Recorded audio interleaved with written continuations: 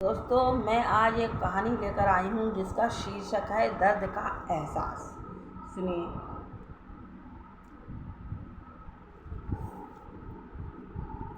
कहानी का शीर्षक है दर्द का एहसास। एक राजा था, उसका एक पुत्र था।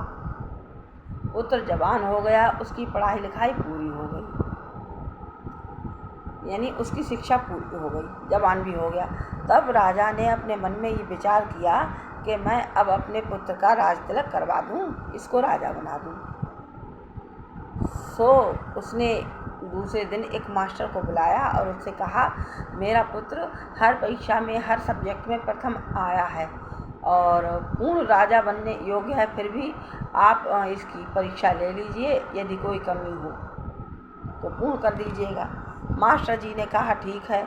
दूसरे दिन मास्टर जी राजा के दरबार में आ गए और उन्होंने बच्चे का टेस्ट लिया राजा के सामने। जब बच्चे का टेस्ट लिया तो बच्चा सभी परीक्षाओं में पूर्ण निकला, मतलब प्रथम आया। जब सब परीक्षाओं में प्रथम आया तो राजा बड़ा मुस्कुराया कि मेरा बच्चा होशियार है, प्रथम आया।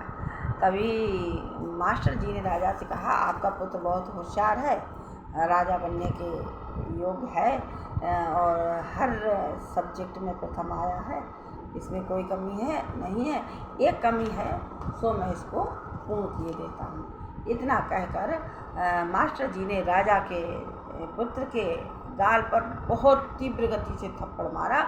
उसका गाल झंझना गया और गाल लाल पड़ गया, कान भी झंझना गया। तो राजा और मारने के बाद कुछ बिना कहे मास्टर जी उठ के चल दिए।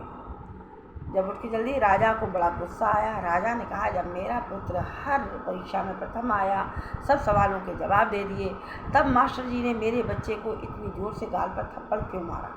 दूसरे रोज राजा ने विचार मन में किया, अब मैं इसको फांसी की सज़ा अवश्य दूंगा।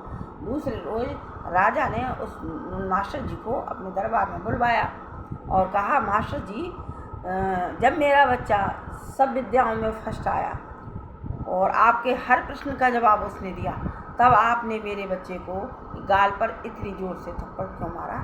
अब मैं तुम्हें फांसी की सज़ा दूंगा। मास्टर जी बोले, आप राजा हैं, कोई भी सज़ा दे सकते हैं। आपने मुझे जिस काम के लिए बुलाया था वो काम मैंने पूर्ण किया, आप फांसी की सज़ा देना चाहें तो दे सकते हैं, मुझे इस बात का कोई गम नहीं है। उन्होंने कहा, इसका मतलब मुझे समझाइए। उन्होंने कहा, आपके पुत्र में राजा बनने के योग्य सब कुछ था, एक कमी थी तो मैंने पूर्ण कर दी। बोले, वो क्या?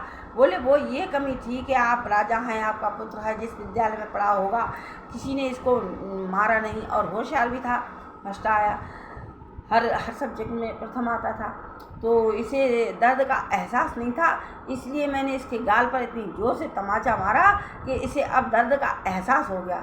जब ये राजा बन जाएगा तब कोई किसी को दंड देगा तो ये विचार करके दंड देगा कि इसमें कितना दर्द है, इसलिए मैंने इसको थप्पड़ मारा, इसे दर्द का एहसास हो जाए। तो राजा बड़ा खुश हुआ और मास्टर जी से हाथ जोड़कर माफ़ी मांगी। वो बोले, मैं गलतफहमी में था, इसलिए मास्टर जी अब मुझे माफ़ कर दीजिए। और राजा ने मास्टर को फांसी की सज़ा नहीं दी। इस कहानी से हमें ये शिक्षा मिलती है कि यदि शिक्षक बच्चे को दंड दें तो पेरेंट्स को ऑब्जेक्शन नहीं उठाना चाहिए। उनके दंड में कुछ ना कुछ अच्छाई छिपी होती है। जिस प्रकार राजा के बेटे को मास्टर जी ने थप्पड़ मारा, राजा को पता नहीं था इस पत्थर का मतलब, ये थप्पड़ का मतलब क्या है, तो उन्होंने थप्पड़ मारा मास्टर जी ने, उसे दर्द का एहसास दिलाने को, इसमें भी कोई अच्छाई थी। जिस प्रकार राजा को पता नहीं था, उसी प्रकार हम पेरेंट्सों को पता नहीं रहता है कि मास्टर हमारे बच्चे को क्या सिखा रहा है, उसमें कुछ ना कुछ छिपा रहता है। इसलिए हमें मास्टर के पीटने पर अपने बच्चे इसलिए मास्टर पर, गुरु पर के पीटने पर हमें पेरेंट्सों को ऑब्जेक्शन नहीं लेना चाहिए। इसी के साथ मैं